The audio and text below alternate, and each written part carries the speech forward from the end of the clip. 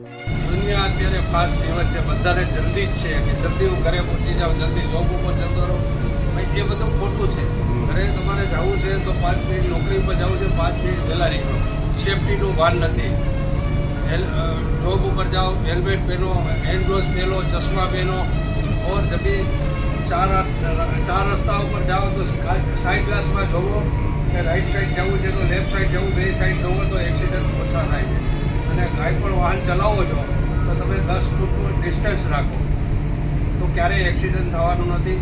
આપણા ઘરે બાળકો છે, બચ્ચા છે, ફેમિલી છે, એનું આપણે પરવા કરતા નથી. ફાસ્ટમાં એની અંદર એક્સિડન્ટો વધી જાય છે. ઓકે. તમે ઘરેથી નીકળો છો તો પ્રાણીઓ, પશુઓનું ધ્યાન રાખો. વચ્ચે ઊભા હોય તો ઊભા રહી જાઓ. પછી સ્પીડમાં ના જાઓ, વાહનની પાછળ ના ચલાવો. આપણું ફેમિલી આપણી રાહ જોતું